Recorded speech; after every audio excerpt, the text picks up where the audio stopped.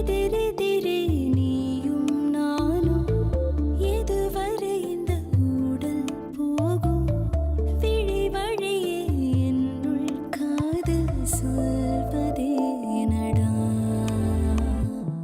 விடை தெரியா பேதை நெஞ்சை கொள்வதே நடா பூவே பூச்சூடவா பூவே பூச்சூடவா பூவே பூச்சூடவா பூவே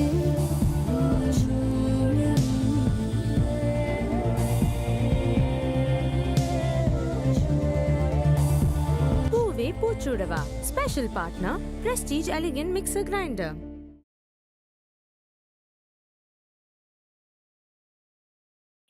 மீனாட்சி ஜாதகம் சரியில்லையா? ஒருவேளை அதனால தான் இப்படிலாம் நடக்குதோன்னு எனக்கே யோசிக்க தோணுது கோதாவரி. என்னங்க நீங்க இப்படி ஜாதகம் அது இதுன்னு சொல்லி நீங்களே இப்படி சொன்னா மத்தவங்க எல்லாம் என்னங்க சொல்லுவாங்க? அப்படியெல்லாம் ஒண்ணும் இருக்காதுங்க.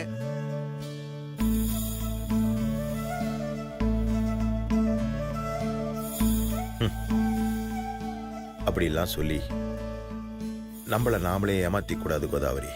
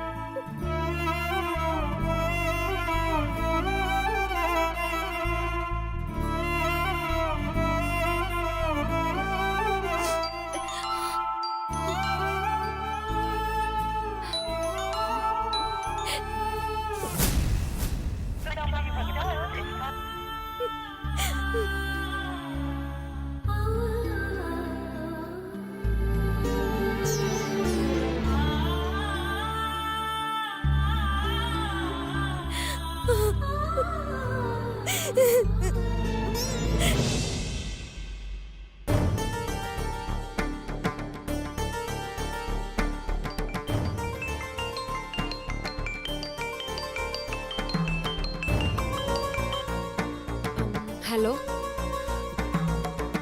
சக்தி, மீனாட்சிக்கு ஃபோன் பண்ணேன், பட் எடுக்கல. திரும்ப கால் பண்ண ஸ்விட்ச் ஆஃப்னு வருது. அது சார்ஜ் இல்லாம சுவிட்ச் ஆஃப் ஆயிருக்கும்னு நினைக்கிறேன். நான் மீனாட்சிட்ட கொஞ்சம் பேசணும். நீ ஃபோனை கொடுக்குறியா? சரி ஓகே, ஒரு நிமிஷம் இருங்க.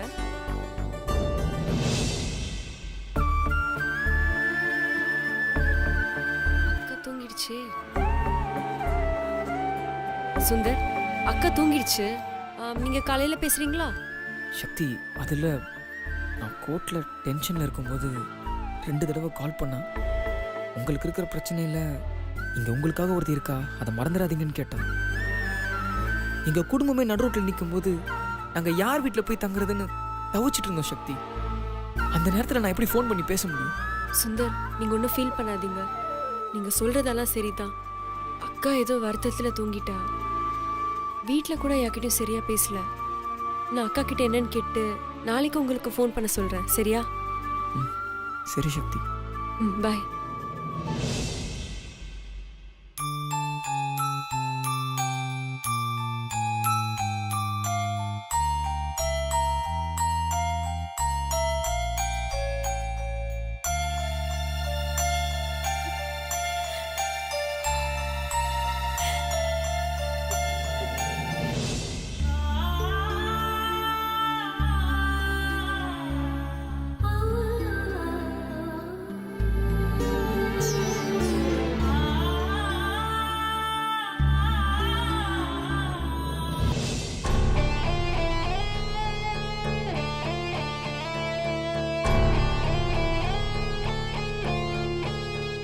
உங்க வீட்டை கூட உங்களுக்கு காப்பாத்திக்க தெரியல.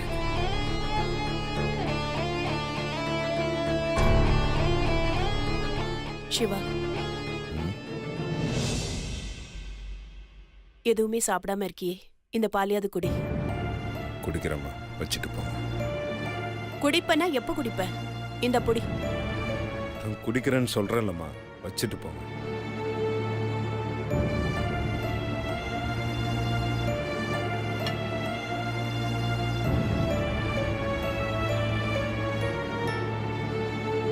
சிவா, உன்கிட்ட கொஞ்சம் பேசணும்பா.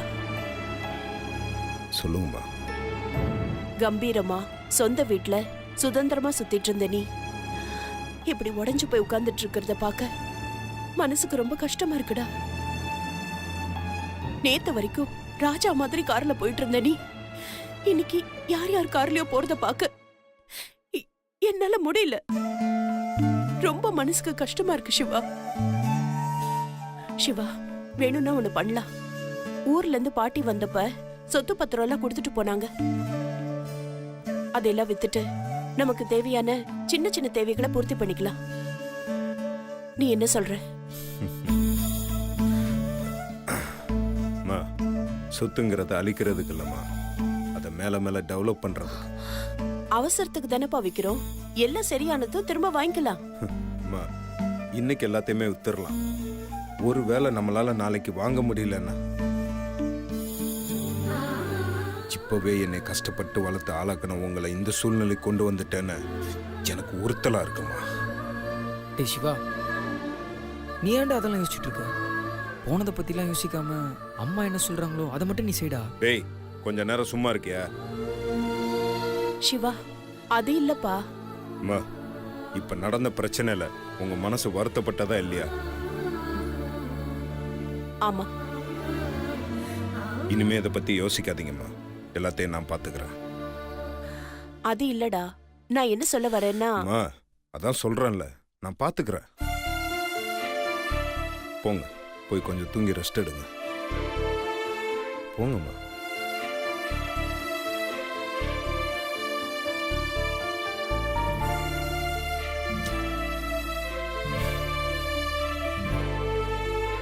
டேய், அம்மா தான் வேதனையில் அப்படி சொல்றாங்கன்னா நீ அவங்க சொல்ற மாதிரி செய்யன்னு சொல்ற. ஒரு வயசுக்கு மேல பெத்தவங்கிட்ட காசு வாங்குறதே பாவண்டா. நாம தான் எதுவா இருந்தாலும் நல்லபடியா அவங்களுக்கு செய்யணும். இப்படி அவங்கள நட்டு ரோட்ல நிக்க வச்சதே என் மனசு ஆறல. டேய் சுந்தர், எவ்வளவு சீக்கிரம் நம்ம வேற வீட்டுக்கு போறோமோ அவ்வளோ நமக்கு நல்லது. இங்க பார், இனிமே இந்த மாதிரி முட்டாத்தனமெல்லாம் பேசிட்டு இருக்காத. டேய், நீ எப்பதான்டா கொஞ்சம் மெச்சூர்டா யோசிக்க போற? பரவாயில்ல ப்ரோ, எனக்கு எப்பவுமே மெச்சூரிட்டிலாம் ஒன்றும் வர வேணாம். எனக்கு அதை பற்றி கவலையும் கிடையாது. ஏன்னா எனக்கு எப்பவுமே மெச்சூர்டாக அட்வைஸ் பண்ணுறதுக்கு நீ இருக்க ப்ரோ. சாகுற வரைக்கும் உன் தம்பியாகவே இருந்துட்டு செத்துடுறேன் ப்ரோ. எனக்கு அது போதும்.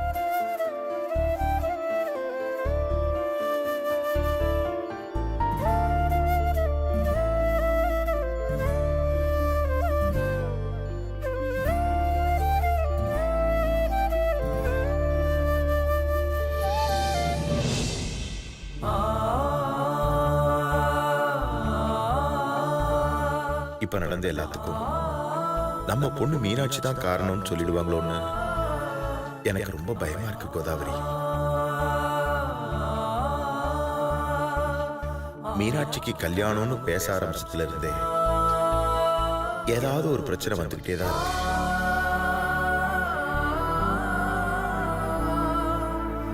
மீனாட்சி ஜாதகம் சரியில்லையா? ஒருவேளை அதனால தான் இப்படிலாம் நடக்குதோன்னு எனக்கே யோசிக்க தோணுது கோதாவரி.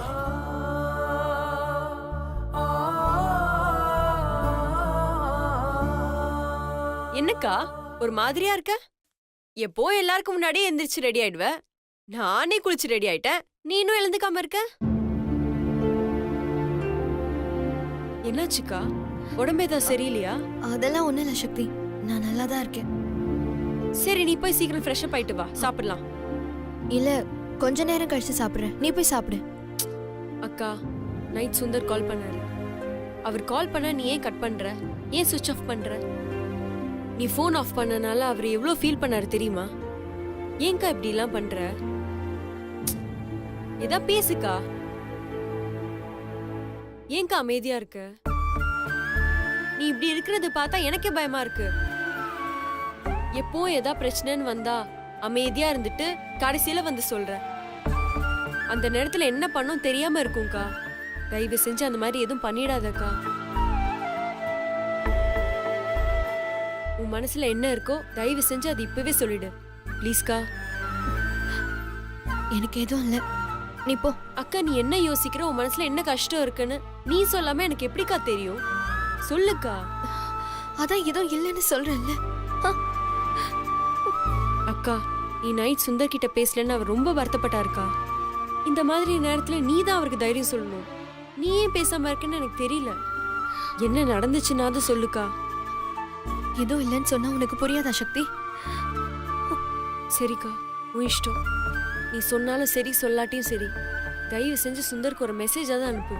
உன் மெசேஜ் பார்த்தா அவர் ஹாப்பியாவது ஃபீல் பண்ணுவாரு. ம் சரி, எனக்கு தலை வலிக்குது, நீ போய் உன் வேலையை பாரு.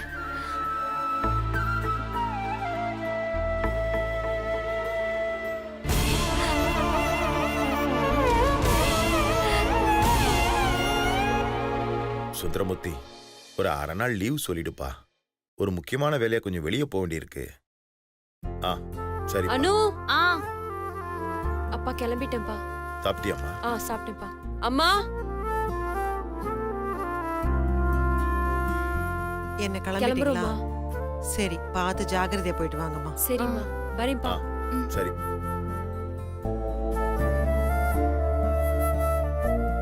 கோதாவரி, ஆ, என்னங்க?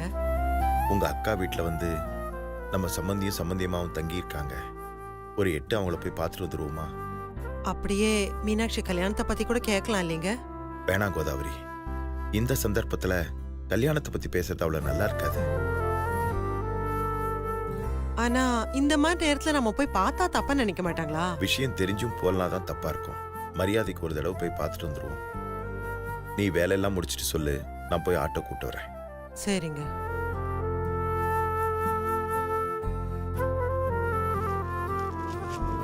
இங்க பாருங்க, பாஸ் வருவாரு, நல்லா பேட்டி எடுங்க. அவர் போட்டோவோட ஏன் போட்டோ பெருசா பண்ணோம், ஓகேவா? Sir sir sir sir please sir, ஒரு கேள்வி சார்.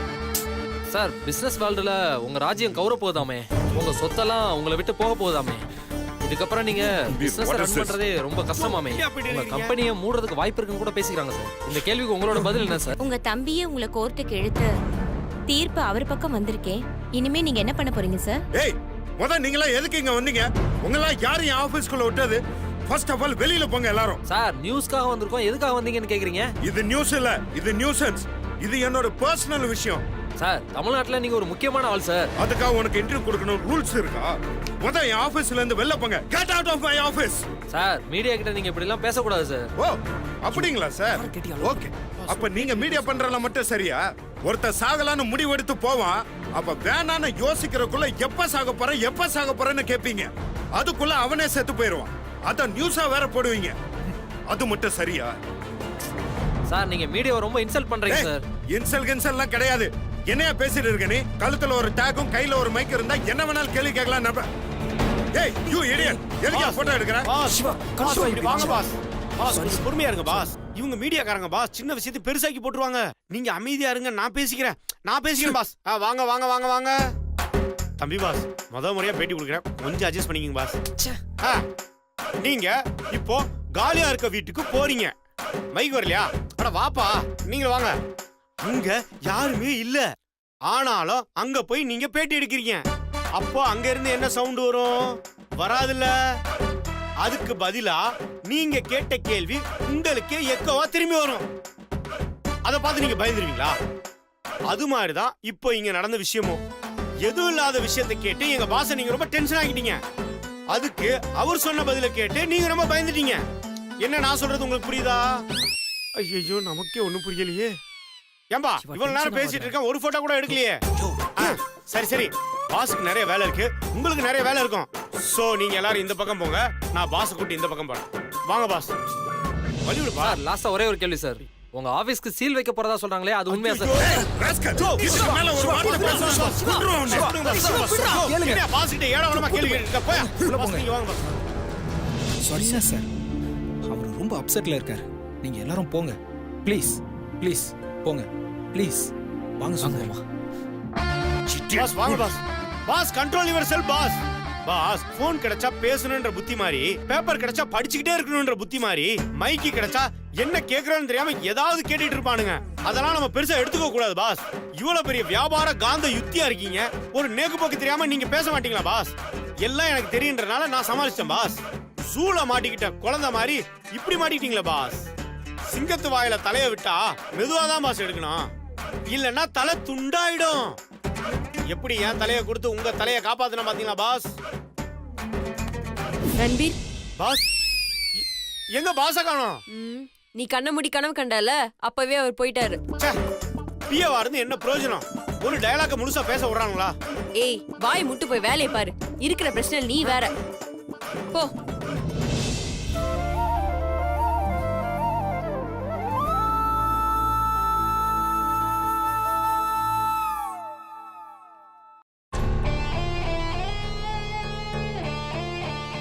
அந்த அசோக் கோட்டு மூலமா நோட்டீஸ் அனுப்பியிருக்காண்டா.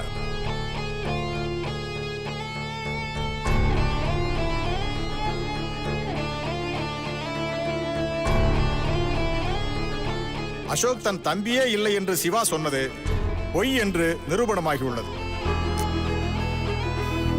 சிவா சொத்துக்கள் அனைத்தையும் ஜப்தி செய்து நீதிமன்றத்தில் ஒப்படைக்க வேண்டும் என்று காவல்துறைக்கு இந்த நீதிமன்றம் உத்தரவிடுகிறது.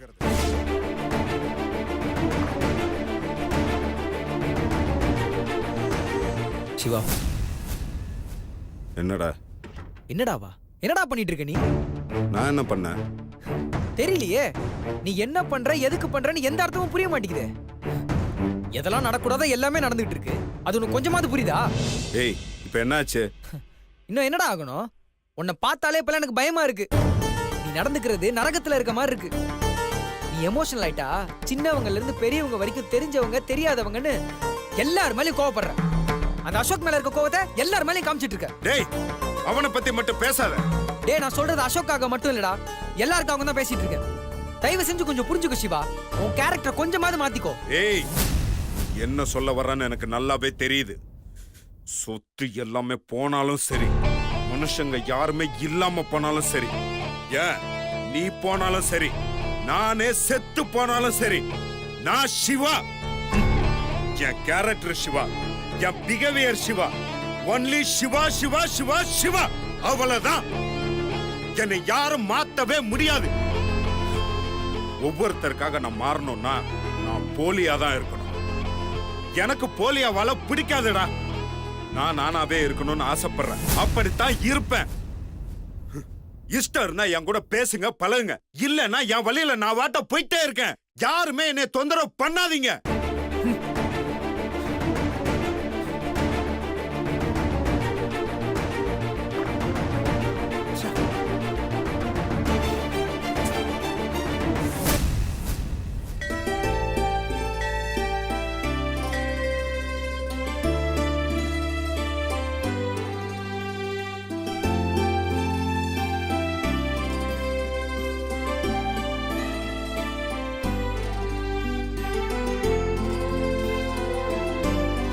ஹாய் அனு, என்ன இங்க நிக்கிறீங்க? ஓ கோவிலுக்கு வந்தீங்களா? இல்ல, உங்களை பார்க்க தான் வந்தேன். என்னையா? சரி, நான் இங்க இருப்பேன்னு உங்களுக்கு எப்படி தெரியும்? உங்களை தேடி போட்டோ ஸ்டுடியோ போயிருந்தேன். நீங்க இங்க வந்திருக்கிறதா சொன்னாங்க. அதான் உங்களை பார்த்து நேர்ல பேசிட்டு போலான்னு. ஓ ரொம்ப சந்தோஷமா இருக்கீங்க போல. ரொம்ப இல்லைங்க, ரொம்ப ரொம்ப சந்தோஷமா இருக்கேன். இவ்வளவு நாள் கஷ்டமும் கண்ணீருமா இருந்தேன். ஆனா இன்னைக்கு தான் முதல் தடவையா சந்தோஷமா இருக்கேன். இதுக்கு பேரு சந்தோஷம் இல்ல, அரக்கத்தனம். நீங்க பண்ண விஷயத்தால இன்னைக்கு அவங்க எல்லாருமே ரோட்ல இருக்காங்க. அவங்க கஷ்டத்துல நீங்க சந்தோஷமா இருந்தீங்கன்னா அதுக்கு பேரு அரக்கத்தனம் தானே சொல்லணும். அந்த கஷ்டத்தை நானும் அனுபவிச்சிருக்கேங்க. அப்போ நான் பாவம் இல்லையா? அவங்க யாருமே சொந்தம் கிடையாது. சிவா மட்டும் தான் சொந்தம். சொந்தமோ இல்லையோ உங்களால எல்லாருமே கஷ்டப்படுறாங்க. பண்ணட்டோங்க, அப்போதான் நான் அவ்வளவு கஷ்டப்பட்டிருப்பேன்னு அவங்களுக்கு புரியும். உங்களால எங்க குடும்பமும் சேர்ந்து பாதிக்கப்படுதுங்க. அவங்களுக்கு நீங்க செஞ்ச விஷயத்தால எங்க அக்கா கல்யாணம் நடக்குமோ நடக்காதோன்னு எங்களுக்கு எவ்வளவு பயமா இருக்கு தெரியுமா? கல்யாணம் நடக்கிறத விட நடக்காம போச்சுன்னா ரொம்ப சந்தோஷம். அசோக்,